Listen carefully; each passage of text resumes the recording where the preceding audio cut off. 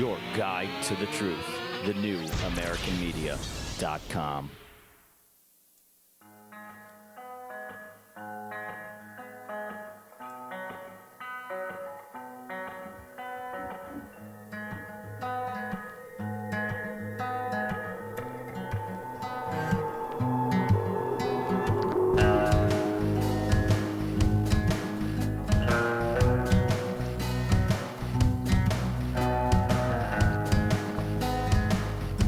Broadcasting to you live from the Milky Way galaxy, the solar system, planet Earth, North America, the United States of America, California, Los Angeles to be specific. Hello everybody and welcome to another episode of Agree to Disagree here on the TNAM radio network, because the news always matters. I want to thank you all for following us over the past 5.5 years, coming up on 6 years on May Day. We're only a few months away from 6 years. Man, it's been a fun ride, but really, the best is yet to come. We have a lot of projects in store. Really can't even begin to describe to you all the cool things other than we just posted an interview with Jesse Hughes, with Eagles of Death Metal's lead singer. And we discussed with him the Bataclan shooting. You know, where that American rock band was overseas and a bunch of Islamic terrorists barged in and shot and killed a whole bunch of people. Well, you know, it's stories like that that shape the opinion and the policy of a country. You know, Angela Merkel, she's had a certain opinion on immigration. And the United States, under the leadership of Barack Obama, has certainly had a particular opinion of immigration. And that is all coming to the forefront. It is all becoming a number one issue. And the country spoke on that issue when it elected Donald Trump as president. So things are getting interesting, to say the least. And the phrase, make America great again and America first, you really start thinking about what that means. So we're going to talk about that, but I want you to check out all of the videos we have from NAM. We talked with Biohazard. They're starting a new band called Powerflow with guys from Cypress Hill. It's a whole mega side project thing you guys have to check out. And I got to play some virtual drum kits, multiple virtual drum kits. So they've taken air drumming to the next level. It's really neat technology. I can't wait to get my hands on a pair. But all those videos are coming out. Check out our content that is archived over the past 5.5 years. Whole bunch of great stuff. You got to subscribe on youtube.com/TheNewAmericanMedia and leave your comments, because we put stuff out there because we want to continue to talk about what we think is relevant, and we want to kind of cover it the way that we wish it would be covered on Fox and MSNBC. We try to do that, and it's your comments that help steer us back on track. If there's stuff that we're missing, if we're getting some stuff a little incorrect, or there's a part of the story we didn't get to yet or mention, you know, it's that ongoing conversation that we want to encourage here at the New American Media. So link up with us on Facebook. Facebook.com/TheNewAmericanMedia. Our Instagram page is so good. Instagram.com/TheNewAmericanMedia. TheNewAmericanMedia.com is our homepage, which is getting a little bit... It's more of a placeholder. I think stuff moves so fast on Twitter, Instagram, Facebook, YouTube, that getting over to the homepage is... I don't know, it's a little redundant at this point, but it is there. We want you to connect with us, because that is where you can click play to listen to these shows live. So when we send it out on Facebook or Twitter, you're going to be able to see that this show is live. Just go to the New American Media, go to the right to TNAM Radio, click the button, and you click play and you listen live wherever you're at on the globe. So, you know, that's the live function. I mean, yes, we could do Facebook Live, but we are not going to choose to do that all of the time. So connect with us, all the places that you can. I have on the phone here Blake Walley. Blake connected with us years and years ago when he caught voter fraud, all for everybody to see over in Nevada when it was Ron Paul running against Mitt Romney. Blake the Eccentric Walley has been a part of what we're doing here at the New American Media for a very long time. different radio shows on his networks, on our networks, and then, of course, the wonderful coverage we had this year going to the RNC in Cleveland, and then when Blake flew solo over to Philadelphia for the DNC right when the Debbie Wasserman Schultz email leak was happening. And you were where all of the pissed off Bernie people were. And you got some really interesting content because those people went bonkers and they were not allowed inside just like you weren't. You know, it was very telling. I just real quick thinking about that now, Blake, you know, so many people have said it's funny that the Democrats lost this way because Bernie might have been able to win. You know, just real quick, before we even get into immigration, just remind me about that experience, what the energy was like there outside of the DNC, because I think it's the same rent-a-mobs that you've seen in Ferguson, you've seen them in Baltimore, you've seen them at the DNC, you've seen them in Occupy LA, you've seen them all across the place, these rent-a-mobs, these pop-up mobs, these hashtag mobs. This is a thing that's happening all over the country now, and you kind of got to see one of the first big ones, wouldn't you say?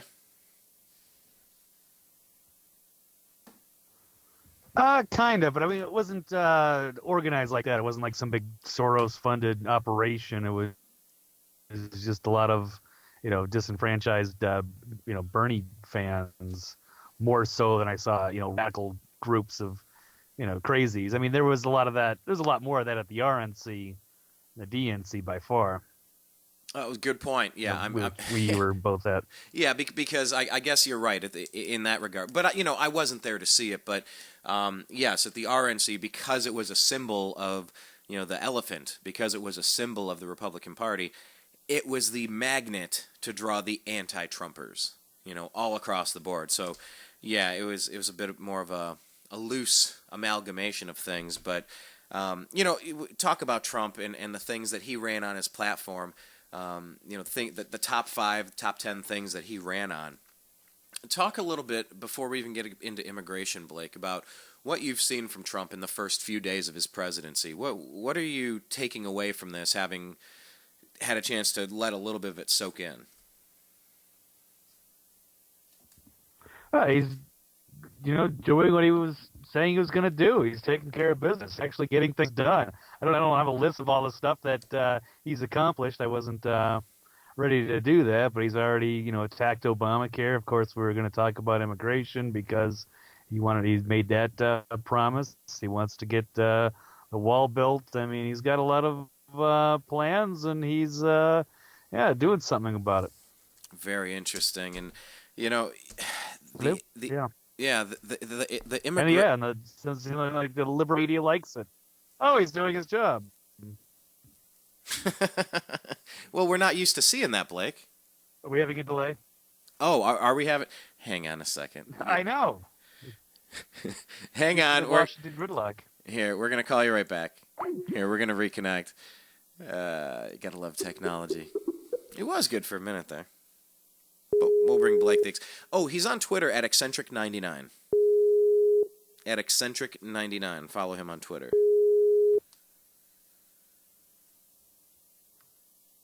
Greetings, Brian. All right, we are trying to get rid of that delay. I told people to follow you on Twitter at eccentric99. I believe you were saying something about he's actually doing the things that he said he was going to do, and I said, well, that is actually shocking, having watched this last president flounder around for 6 years after he squandered every piece of political capital he had on Obamacare. He moved all his chips in the middle. He got what he wanted, and it cost him the rest of his presidency. Nobody wanted to work with him after that. You know, the pretty big difference there. Yeah, absolutely. Yeah, I mean, Trump is, this is what he's known for, and this is why the people voted for him. They're tired of things going on and politicians that say one thing and, you know, don't do it and don't follow through. And he's off to a roaring start. And it's causing. He's making waves, and not everybody likes it. Yeah, it's hard to believe that we've actually turned the corner. I find it refreshing. Yeah, I think it's hard to believe that we've actually turned the corner here. You know, so far so good. It just seems like, I mean, it almost seems like we still have Obama as a president. I don't know how weird that is to hear me say, but I don't know that it's fully sunk in that it's totally changed owners. You know, the keys of the White House have officially been handed over.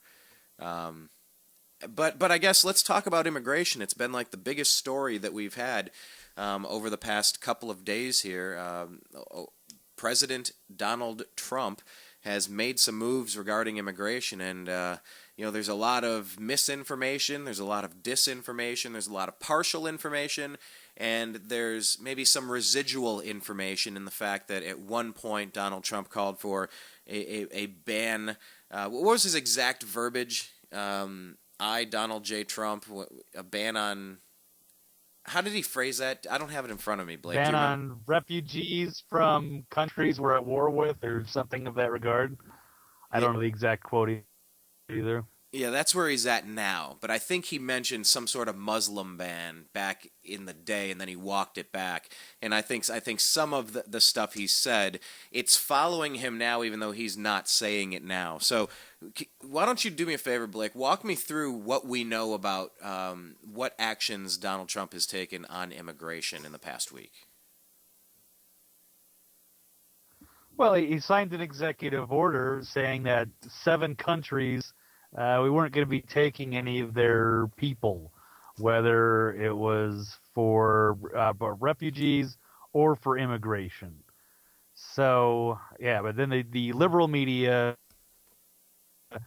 turned that into a giant Muslim ban when there's like 40 countries, the 40 or 50 Muslim countries. He's only banning 7. It's for 90 days, and they are just going hysterical and in total meltdown and making it into something that's 1,000 times worse than it is.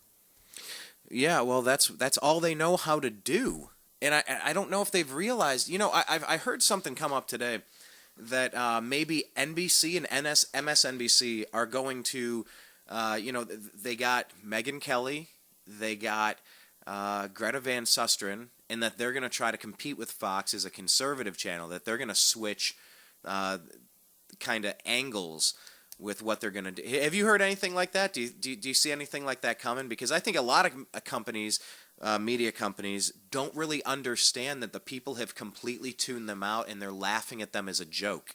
They don't wield the power that they used to, and it's glorious. Yeah, it's awesome, and I don't know how these moves are going to help them or what they're going to do. I mean, they have to be honest. It's not about these people. I mean, I don't know what they're expecting here. And I mean, I respected Megyn Kelly and Greta to some extent, but it's, things have changed, and I don't know why Greta would want to go to. She went to MSNBC, didn't she? Yeah. From what I heard. Yeah, Greta. Yeah, that's shocking. I mean, they have a Greta and Megyn clown both went show over. of just total left-wing hacks over there.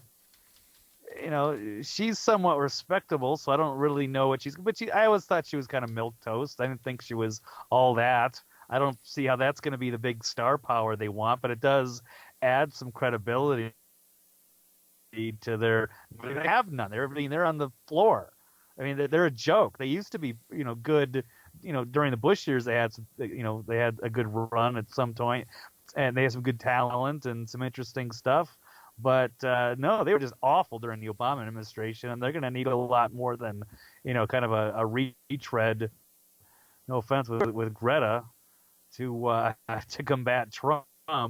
Megyn Kelly's had the big war, and so she fell out, had a big falling out at Fox News for all kinds of different reasons. But now I guess they want to give her a big primetime spot and go after Trump. That's pretty much the whole agenda there, in my opinion. But a lot of people don't like her anymore.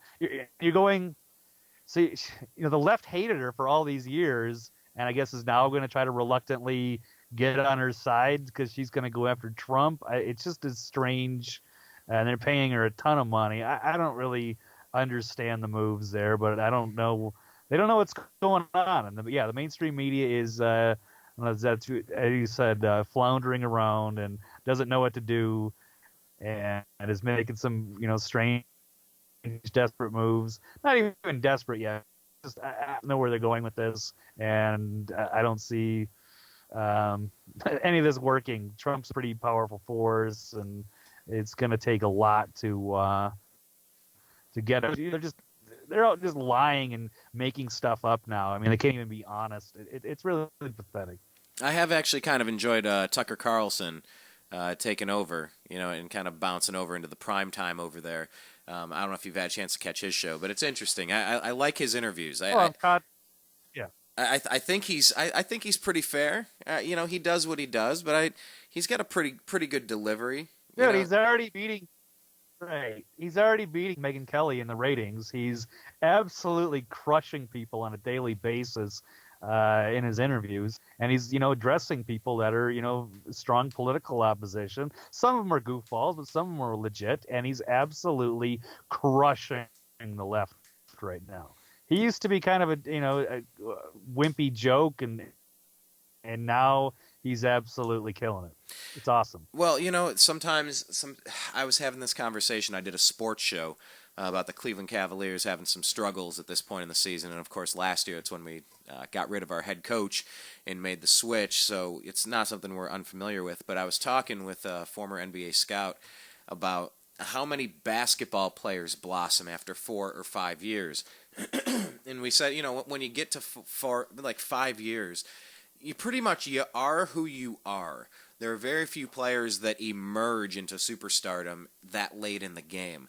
But, when it comes to online punditry, if you will, media personalities putting out some good product, sometimes you see people sit around like Tucker Carlson and they get a chance and they do something good with it.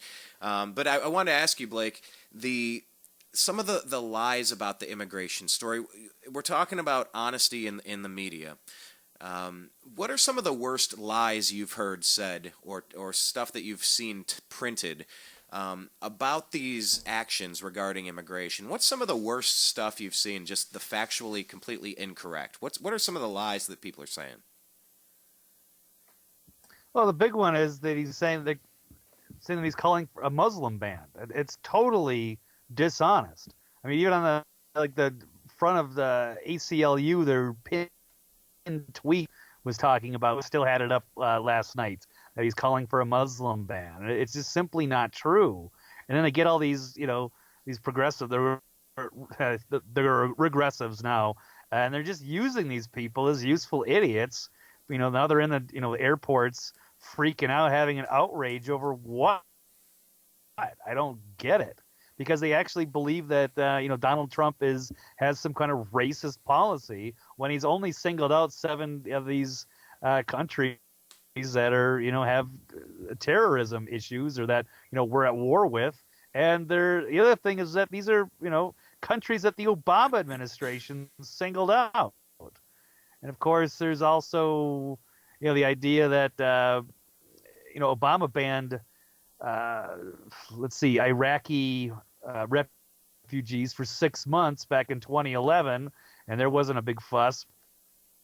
But now Trump has done it, and it's for half the time, 90 days, and it's just a freak out and totally disingenuous. The way that they are just treating the new president, it's also another thing. I mean, I can't imagine Obama was never treated this way when he first came into office, where there's just so much opposition and everyone's just kind of spreading lies and misinformation and trying to get everybody out and protesting and freaking out. It's insane.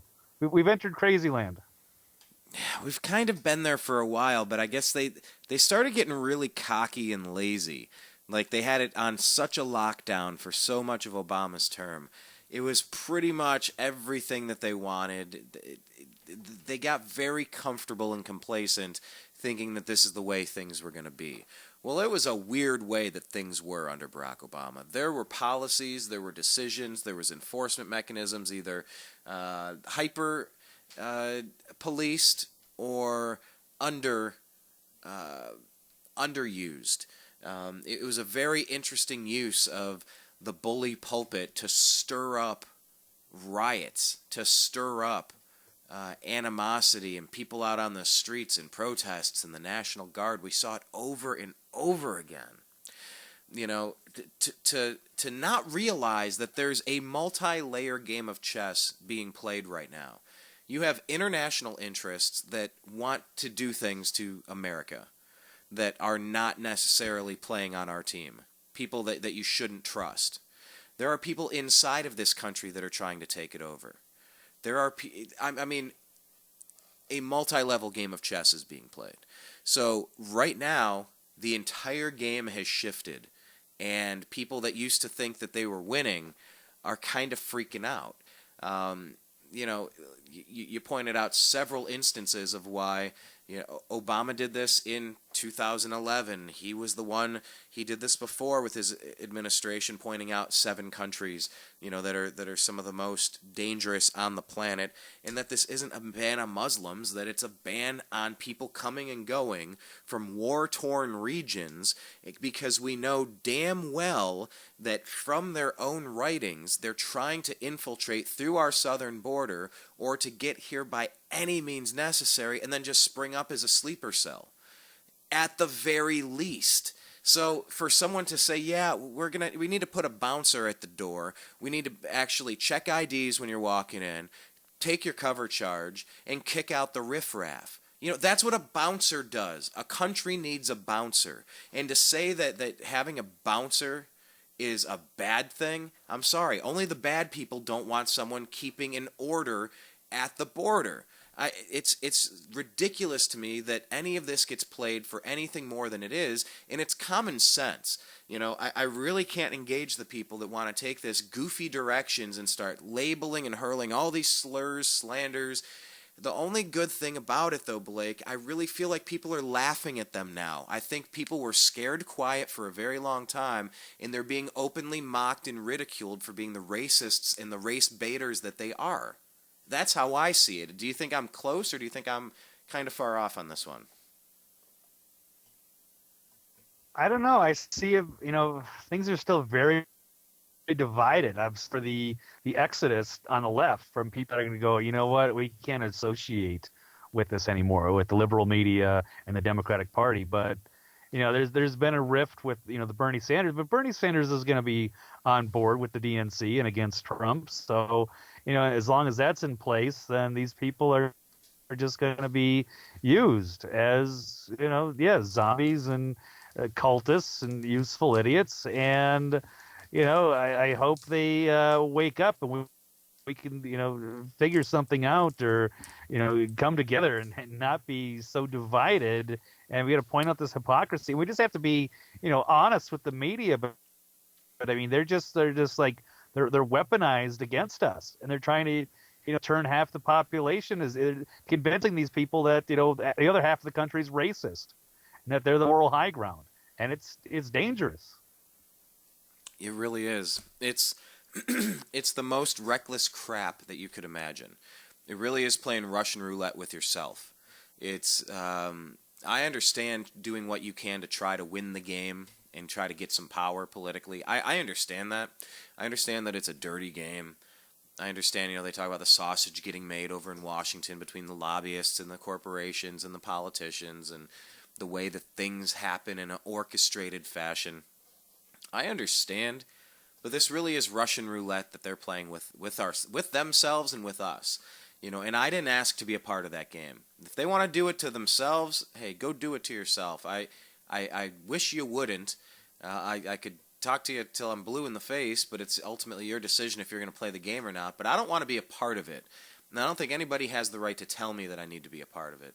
And that, to me, sounds like a common sense position to take on current events.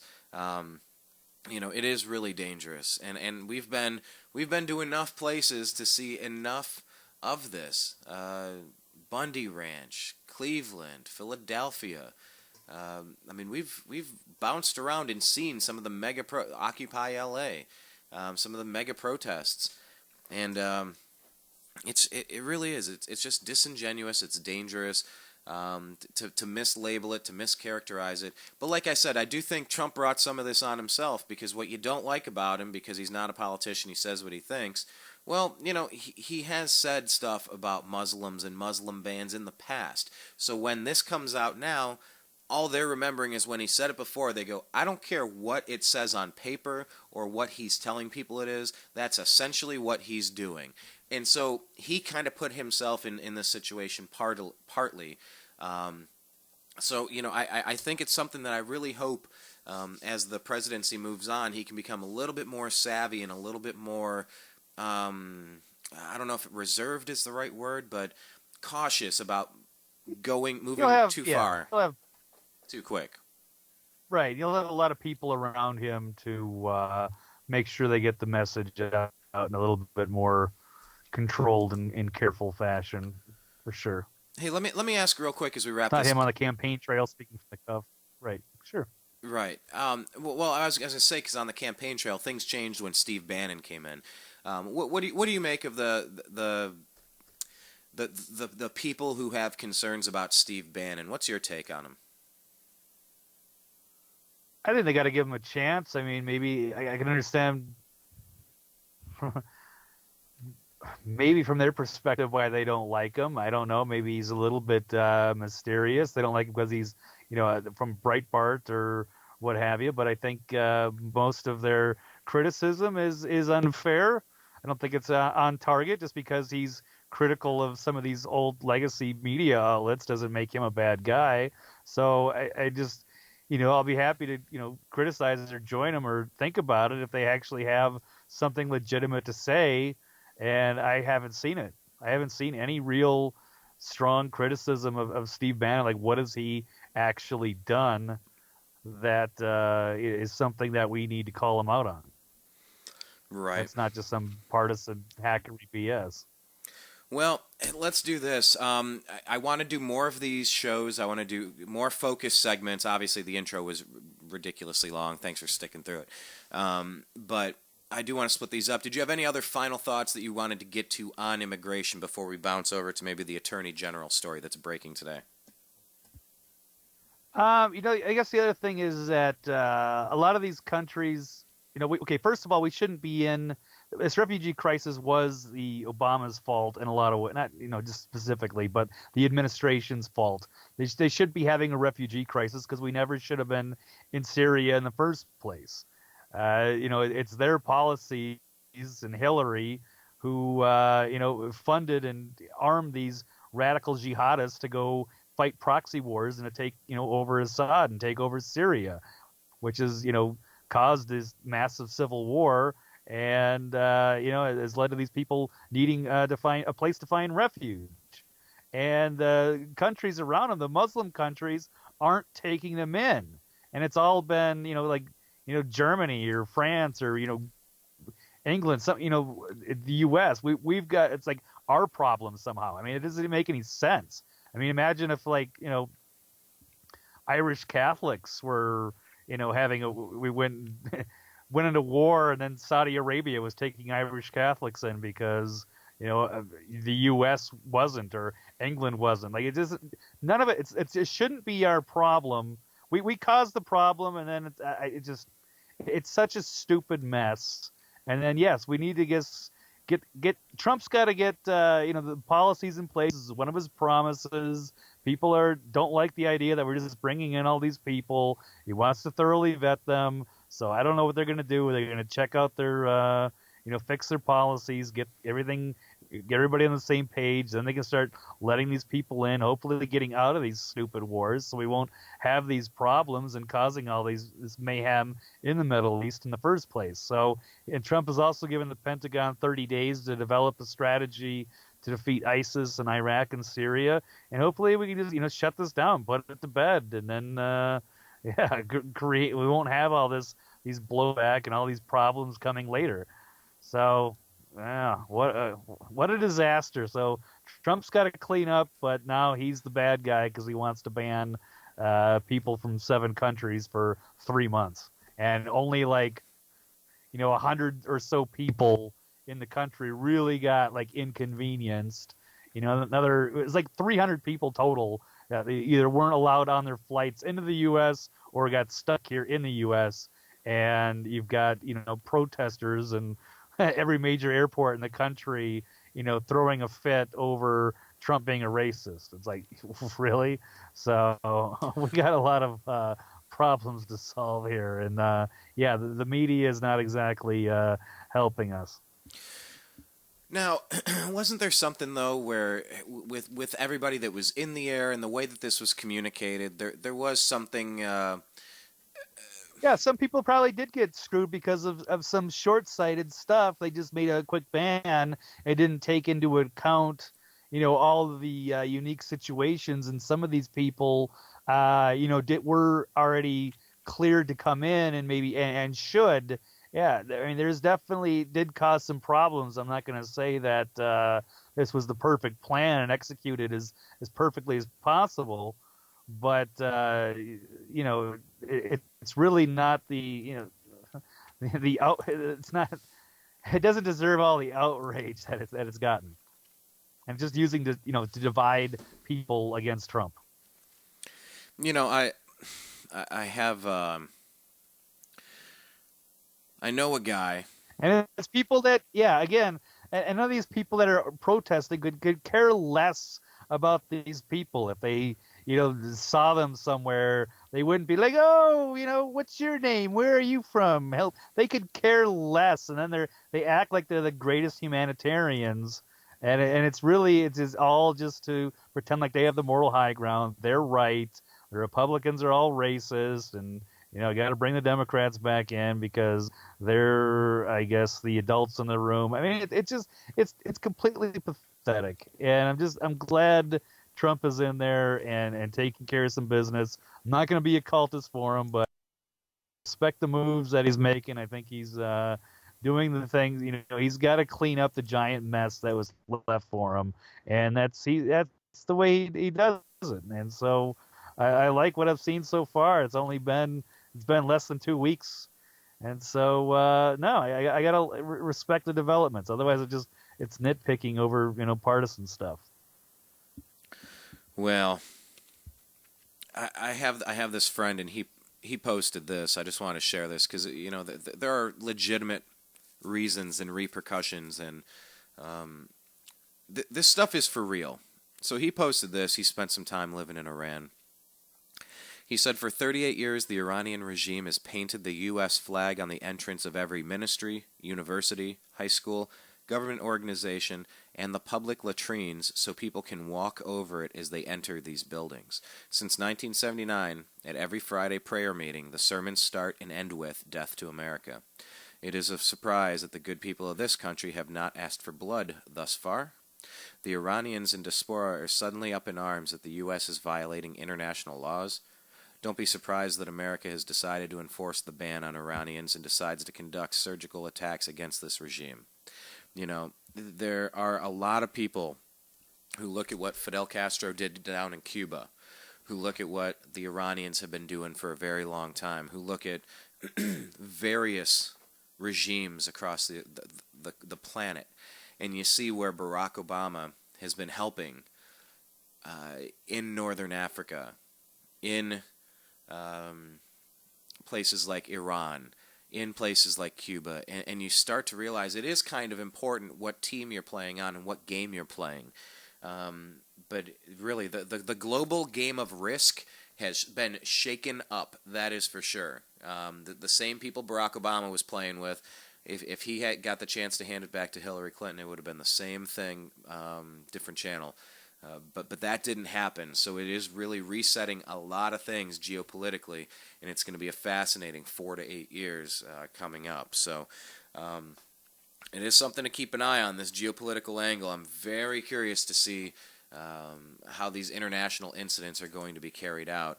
So without further delay, if that's all you got on immigration, I can bounce over to this Attorney General story. Sure, I mean, they're kind of connected anyway, so they basically are.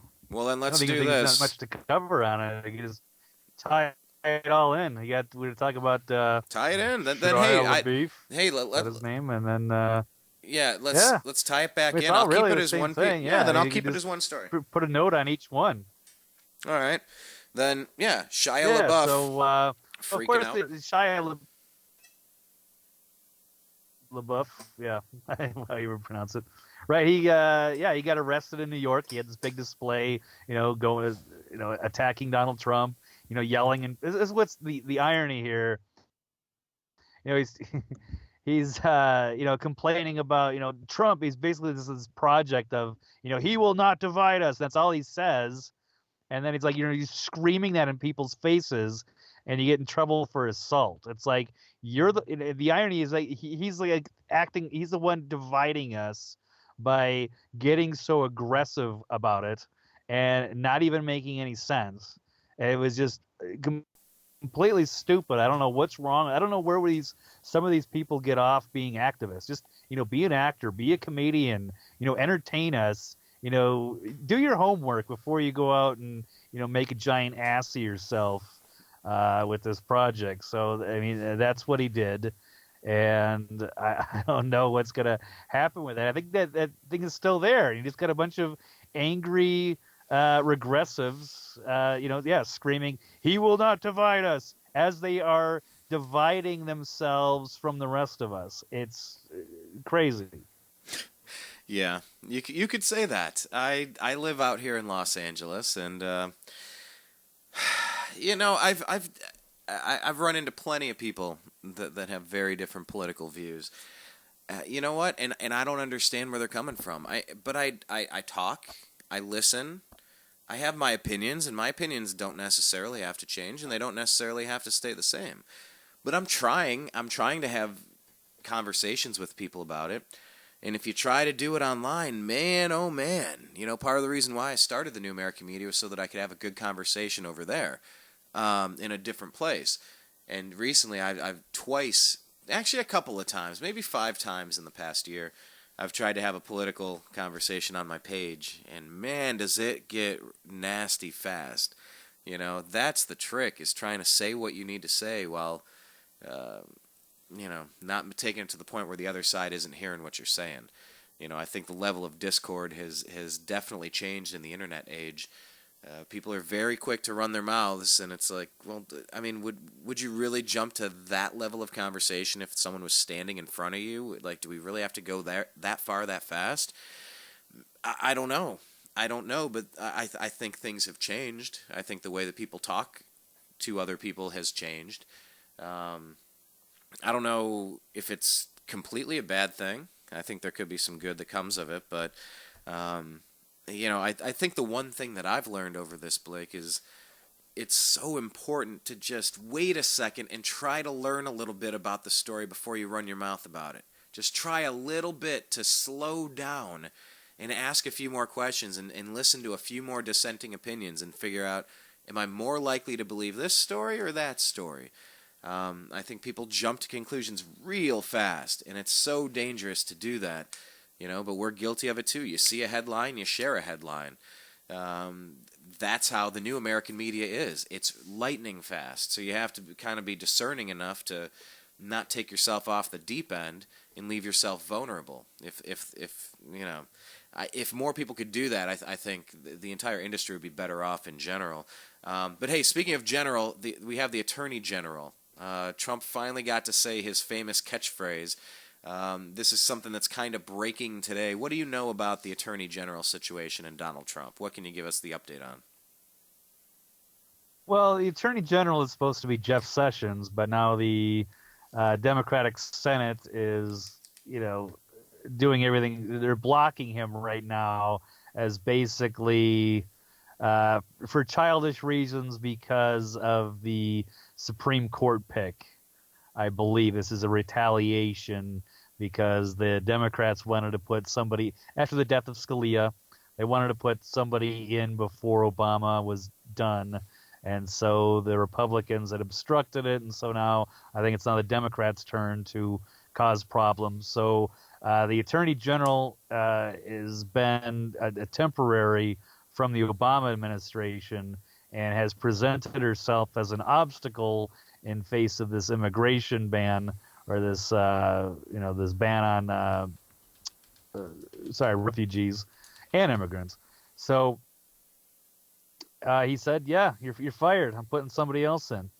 So it should be no shock. I don't know why there's actually people are acting like they're surprised or something about this, but it should be no surprise at all.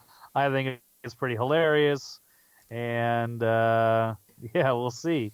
So I don't know when Sessions will get there, and then we can kind of get Trump and get his normal crew in there, but it wasn't his.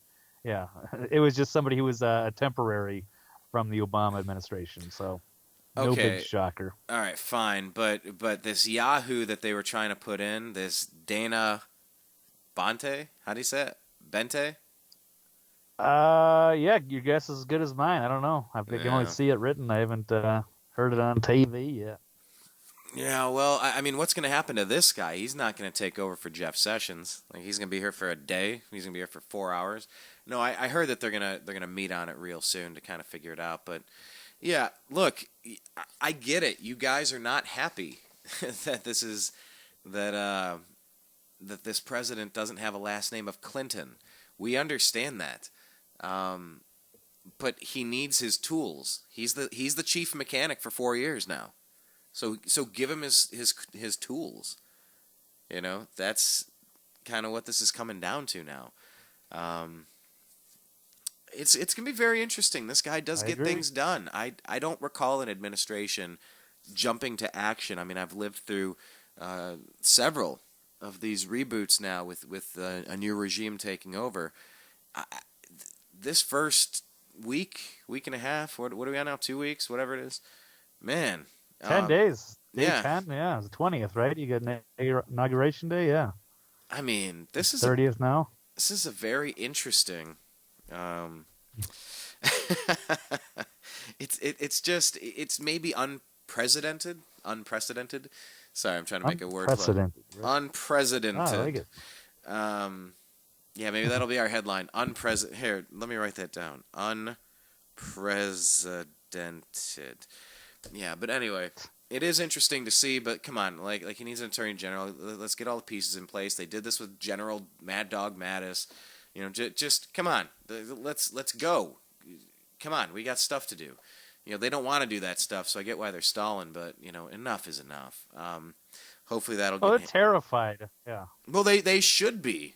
Especially the way that they've been ramming stuff down the country's throat. Look, I was the guy who was told a family is going to save, $2,000, $2,500 a year on their health insurance costs. I was told, look, you get to keep your plan, you keep your doctor. How many times did I hear you keep your plan, you keep your doctor?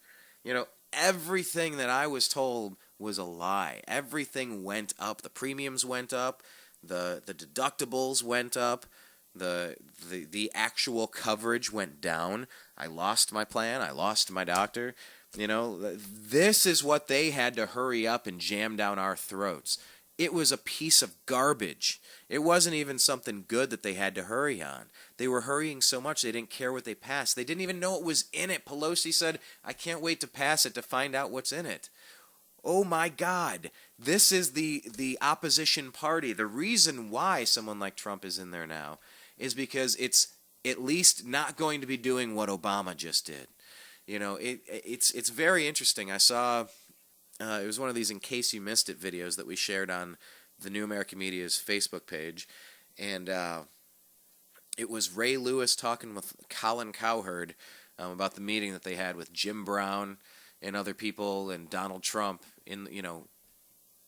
about rebuilding inner cities and the ideas, and I'm just absolutely fascinated to see where this takes us. For the people that are absolutely freaking out, I'm not seeing it. I'm not seeing a reason to freak the hell out right now. We kept an eye on Obama. We want to keep an eye on him. We're not seeing the massive overreach that's being blasted through megaphones right now. That the house is on fire. Everybody needs to head for the hills. I'm just not seeing it. Blake, is that because we're not on that team, or should we be seeing things, or is there really nothing to see at this point that's a big deal? Where do you land on that? No, they're angry that they lost, and they're just lashing out and just being oppositional assholes. It needs to stop. I mean, it's one thing. Fine, you didn't want Trump in there, but I mean, this is like unprecedented. Yeah, unprecedented. No one Unprecedented. ever did it president poorly before. Say that last part one more time. So no incoming president has been treated like this before by the media, and it's horrifying. Unprecedented. All right, that's got to be our title. Yeah. It is horrifying. Yeah, I remember when Bill Clinton or the office staff took all the W's off of the computer keyboards when George W. Bush moved in. That was like the level of. You remember when they did that? They pulled that prank on him. I mean, it was actually kind of funny. But anyway, Yeah, that's a far cry from what's happening. This guy getting crucified every single day. But the one interesting thing, it's not sticking. Yeah, they lie, racist. Yeah, fake pictures for the inauguration. I mean, just awful stuff. Just constantly have to be an obstacle and for every single thing, and then get the left all outraged over it. It's sickening. What was the picture? Okay, was that picture taken at the wrong time, and did it match, or did it come close, or was it not even close when it was all said and done? I wasn't there. What's the actual story with that? Yeah, I wasn't there either. As far as I know, that was they were showing like the old picture from before the event started, and then acting like that was the one, and then acting like the administration was lying about how many people were there. I mean, it was just, and they just would not let it go. Like, made a huge deal out of it. Even when they were called out and they had all these really high def pictures that could show, the audience from way in the back. And I guess there was rain that day, and there was trouble getting in, and there were issues. But then it was just like, well, why are they making such a huge deal out of this when there's so many more important stories going on?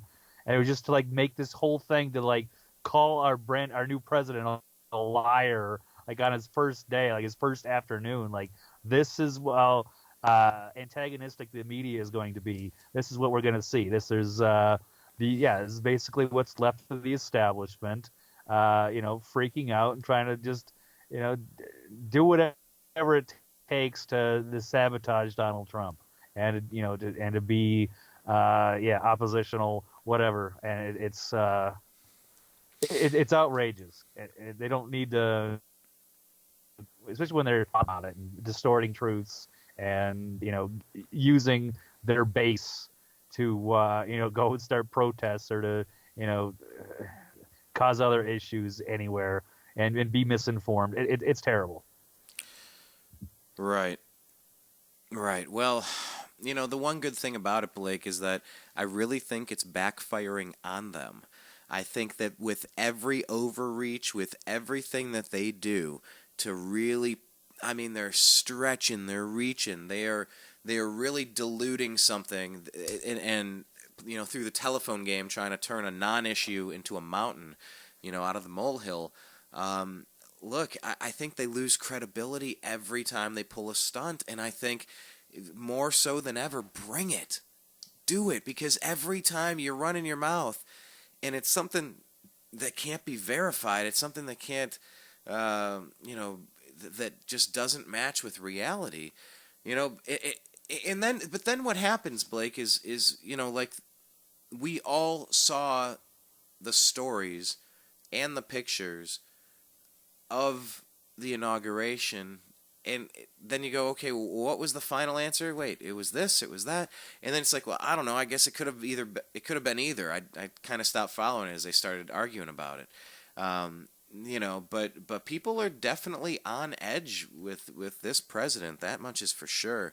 I mean, I guess we're gonna get the Supreme Court nominee tomorrow, right? 8:00 in the White House. They're gonna announce who it is. I've heard some rumblings about some names. Do you have any guesses if you had to pick a winner? Who's going to be the Attorney General, Blake?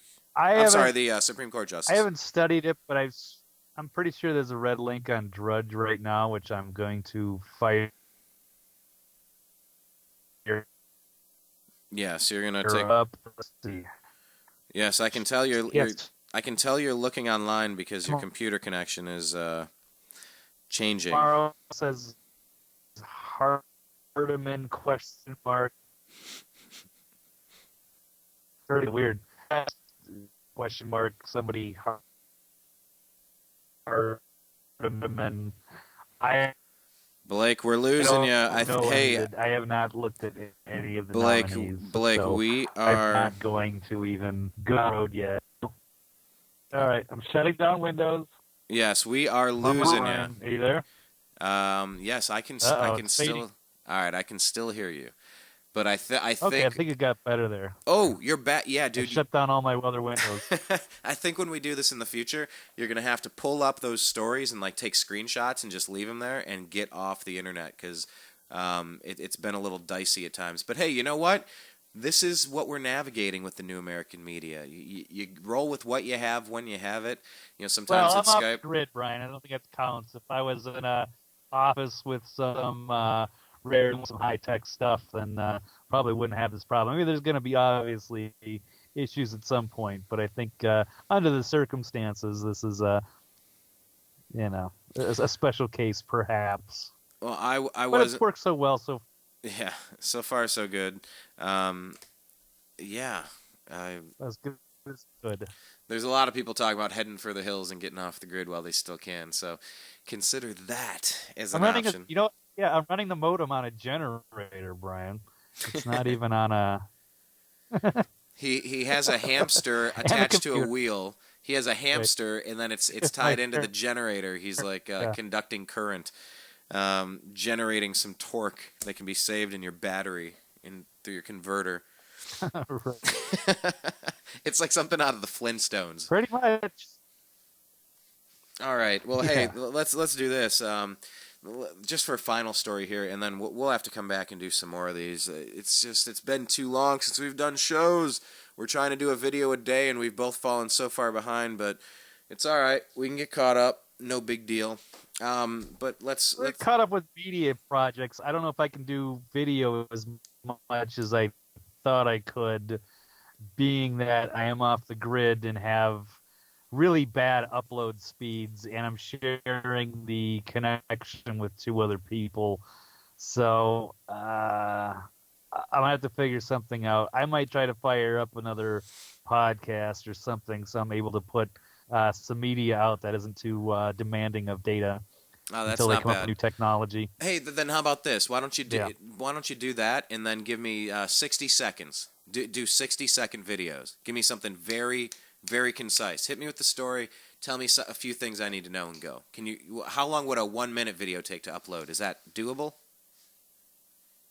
An hour. It's about for 1 minute. My download speeds are okay, but I mean for like a basic HD 720 by whatever, it is about I can upload 1 minute per. So like I made like a 24-minute video the other day, last week actually, and it was like, dude, it's gonna take me a long time. It's gonna take me over a day to upload this. Plus I got to shut the. I can't even. I have to run a generator in order to run the modem.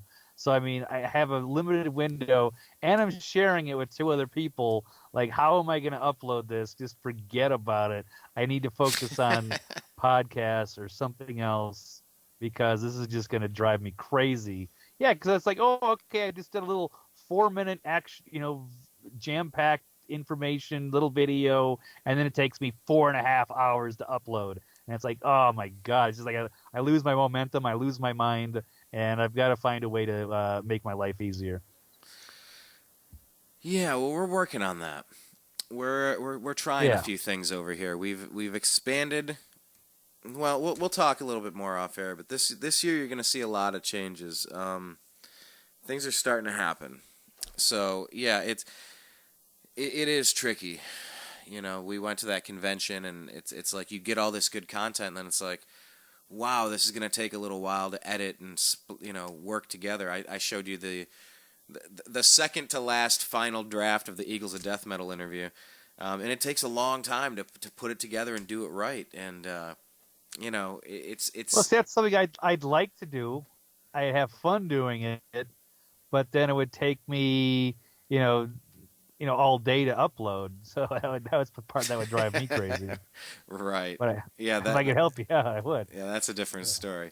No, but anyway, welcome to the inner workings of what it means to be I don't know what you'd call us. What are we? Are we journalists? New media trailblazers. New media pioneers. Trailblazers. Pioneers. I like it. All right. Yeah, my high school was the Pioneer Conference, so we'll stick with pioneers. New media pioneers, the history books shall say.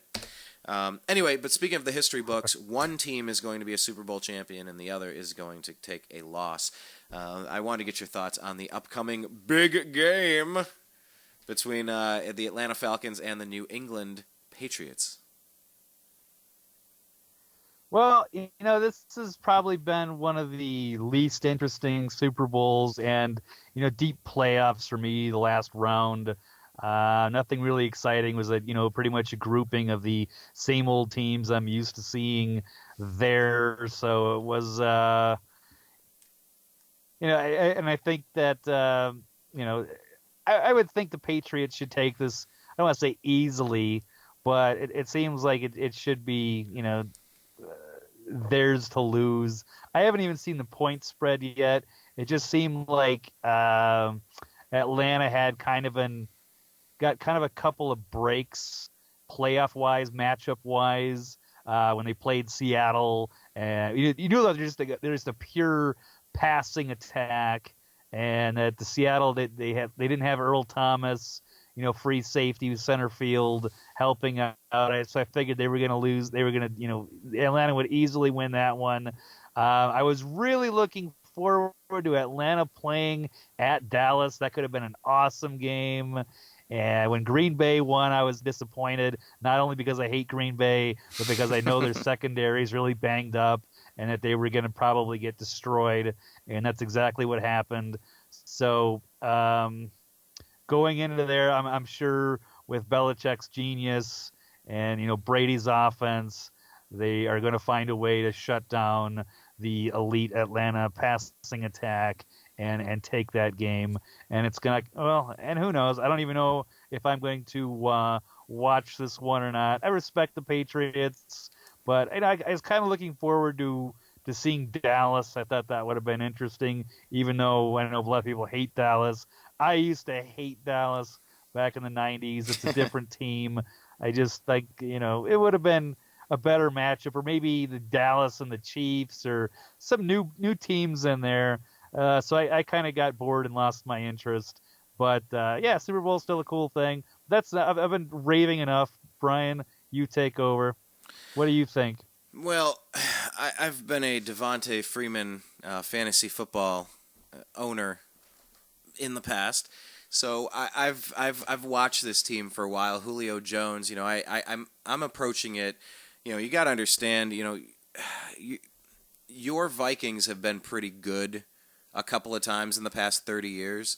The Browns really haven't. It was Bernie Kosar in the late 80s. Maybe one Vinny Testaverde team with Bill Belichick as the coach. Maybe one if you want to count that, but then everything got blown up. So, maybe how I look at football is a little different, but I look at the players. I look at Matt Ryan, who's always been solid. He's always had skills, but he's really been putting it together this season. But it's easy to do when you have a number one, perhaps the best wide receiver in all of the NFL in Julio Jones. You thought maybe it was A.J. Green, maybe Odell Beckham, maybe Antonio Brown. Maybe it's Julio. And that's the player that the Cleveland Browns had and traded the pick away because apparently we didn't need a guy like that. So that's what I'm used to, man. It's horrible. But, you look at the teams and you look at what else is around him. And Devontae Freeman and Tevin Coleman, man, that two-headed running back situation that they have, you mix in perhaps the best wide receiver in the game, and then a two-headed monster at running back with a very good quarterback, that team's going to be going places, and it really all kind of seemed to come together this year. So it's very interesting to watch. I saw a graphic that we put out. If you're not a part of our group, we do a sports group called the Unhappy Hour. Just do a search in the Facebook for the private group, and if we can confirm you're an Indians, Cavs, Browns, or Buckeye fan, we'll let you in. but we had a it was a meme, and it showed the number of championships won by city in the past 35, or in the, I don't know, whatever it was, however many. It showed one championship for Atlanta, and of course that was 1995 against the Cleveland freaking Indians. And then it shows Boston, and they've won 35 championships with the Bruins, with the Celtics, with the Red Sox, with the Patriots. Red Sox recently. Oh man, 35 to 1. 35 to 1. And I said, I'm going to root for the underdog. You know, Tom Brady might be one of the best to ever play, and Bill Belichick might be one of the best to ever coach, and that organization might be unlike you've ever seen an organization run for 20 years of excellence. It's really unheard of.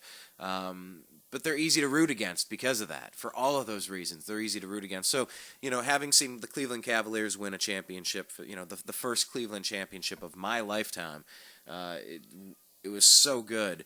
Having seen that, I'm going to root for the city that hasn't won it. I would like to see the Falcons get their first Super Bowl. That's who I'm rooting for. If I had to place a bet, that might be a different story, but luckily it's not that kind of show. Yeah, I don't know. I don't even know what the spread is on that one, Brian. I'm just assuming the Patriots are going to win. Well, here probably 6 points. I'm guessing. I thought it was 3. I'd look it up, but I'm slowing down the internet. Is it only 3? No. I'm looking right now. Sporting News, 51. 3. Yeah, 3 point. Okay. Let's see. I thought it opened at 3. I don't know if this is a current story I'm looking at. What is this here? Well, I'm surprised. I don't know. I haven't studied the Patriots secondary, so I could be off on that without doing any research. I just know that,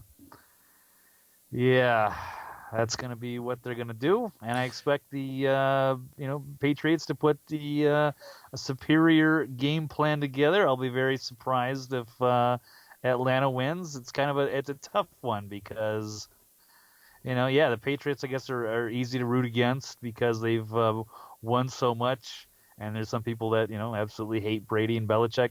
I respect them a lot, and for the opposite reasons, like for why I hated Dallas back in the day is because they abused the salary cap in the same way the Yankees abuse the salary cap.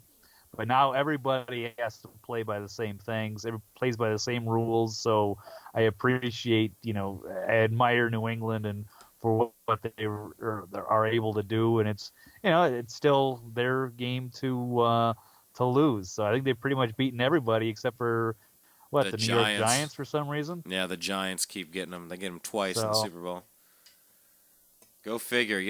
That's the weird thing when it comes down to when you look at dynasties. That was just a brutal. It's just like, huh?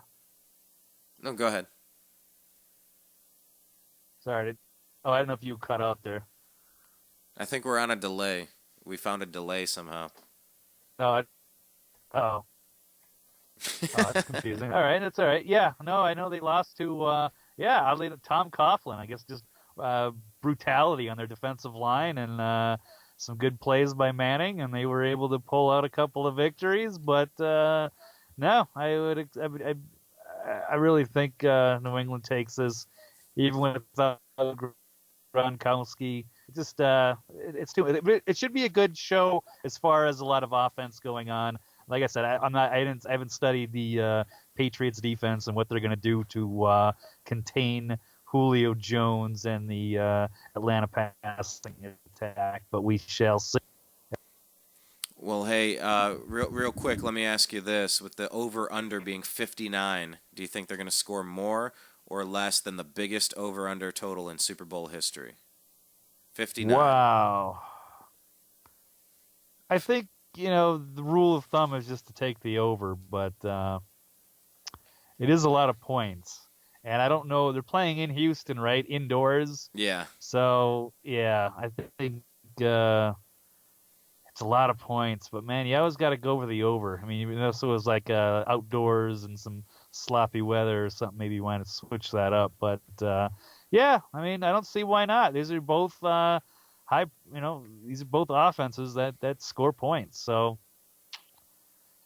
got to go lean the over. Well, there's also 3-1 odds that Lady Gaga is going to perform the halftime show dressed as a slice of pizza. 3-1 odds. Do you think that that's likely or unlikely? Unlikely. Unlikely. Okay.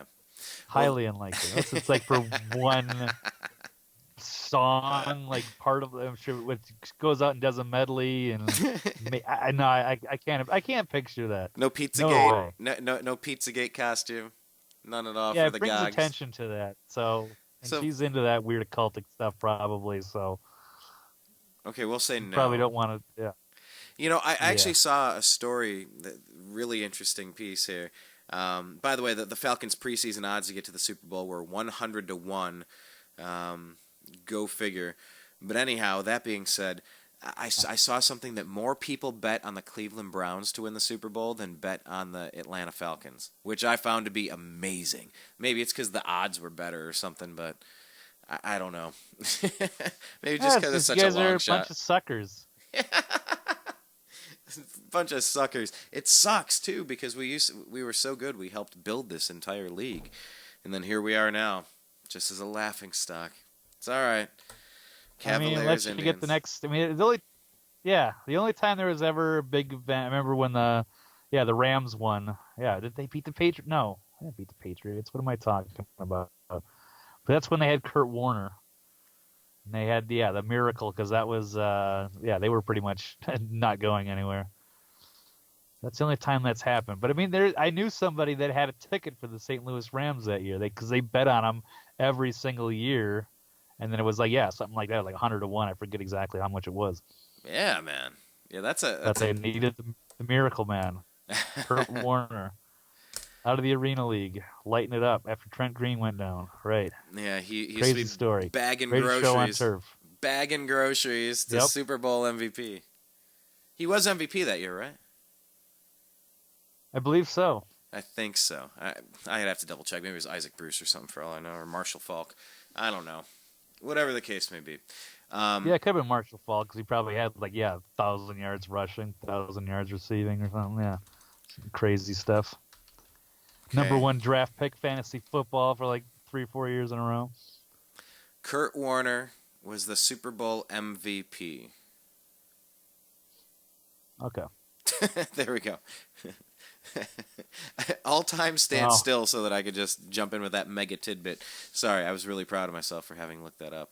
Anyway, all right, so you're officially calling Patriots and no pizza costume. Patriots in the over. Patriots, the over, and the no pizza.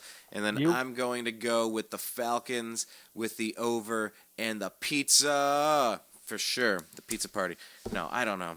I just... Wow. If I had to guess, it's hard to root against the Patriots, but, I want Atlanta to win so badly that I'm just going to pull for them and not even care. I'm really going to hope they win. Because I know how great it is for a city when you can get that first taste in your lifetime. It's so good.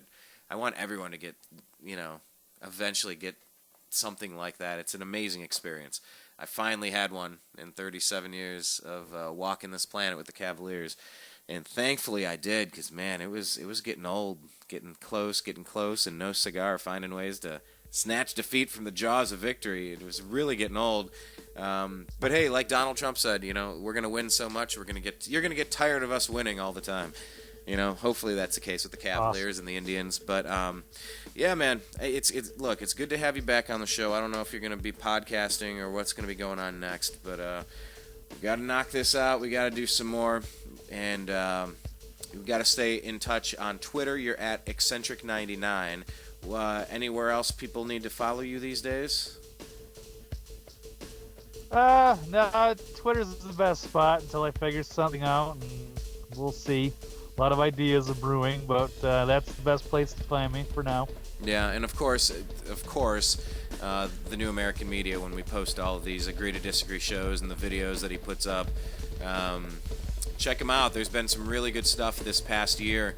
Just scroll back and check out some of the shows, and check it out. It's all sitting there. There's a lot of good information in a lot of these. So if you're late to the game, no big deal. That's why we leave them online so you can go through and check them out. So, Blake, I want to thank you for joining the program. I appreciate your time as always. We will talk again soon. Any final words for everybody?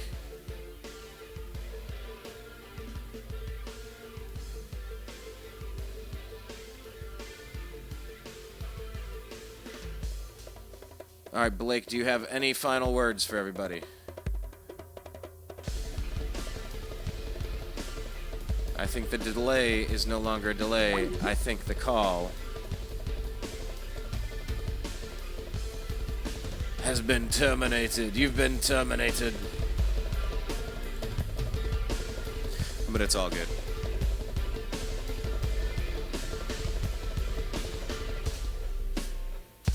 Let's just listen to some drumming for a minute. This is Johnny Rabb.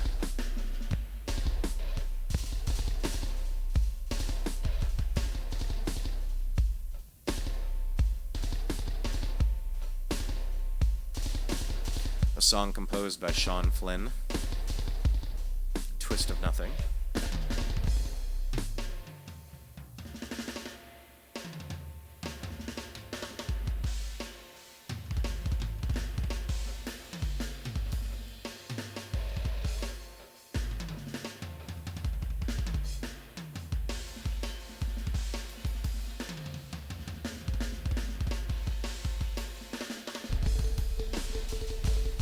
That is a fun part of the song. Yeah, when I interviewed Eagles of Death Metal, I had gone to see Johnny Rabb. He's the drummer for Collective Soul these days. And the night of the shooting with the Eagles of Death Metal, the Bataclan overseas, we were going to see Collective Soul in Los Angeles. And, you know, you're going out to have fun, and you got to look at your friends and say, hey, if something happens, we're meeting at that exit right there. And if we can't make it to there, we'll meet at this street corner, okay? Because it happened a couple of hours earlier, and it was very shocking. It was very stunning. I want you to check out that video. I want you to check out a lot of stuff. We're going to be putting a lot of good things up there real soon. The New American Media, just getting started. Join now. Tell your friends, because it'll be fun to say you were around for the beta test. So for everybody out there in the TNAM radio network, I just want to say that I appreciate you. I love you. Special thanks to my brother for editing videos along with Mike Spryer and Sam House. We'll talk to you again soon. Take care, everybody. Peace. Hi, everybody. You're listening to Agree to Disagree with Brian Engelman, and this is John B. Wells reminding you that not only is Brian Engelman a cool guy, and not only is TheNewAmericanMedia.com a very cool platform, but here's a cool idea for you, too. Are you alone? Not really. Do you like dogs? Do you like cats? You do. Of course you do. Everybody does. One or the other, maybe even both. You know, there are a lot of dogs and cats that are at shelters right now, and if somebody doesn't take them home, they're going to wind up euthanized. That's a nice way of saying they're going to be killed, because there's simply not enough room. I guarantee it, the best dogs and the best cats, the best pets, come from shelters. There's something about dogs and cats. They know. They know where they are. You walk through one of them, and certainly at least one is going to look at you and go, I wish you'd take me home. I'm in hell. Please take me out of here. It'll be the best thing that you ever did for your soul. You'll feel good about it. And not only that, but you have a friend for life. Doesn't matter if you got money, you don't have money. Well, it doesn't make any difference to a dog or cat. All they need is the sound of your voice and maybe even the stroke of your hand, and they're fine. Maybe a little food every once in a while. The sweetest sound that those pets ever hear is your voice. Think it over and adopt a cat or a dog from a local shelter today. I'm telling you, you'll be glad you did.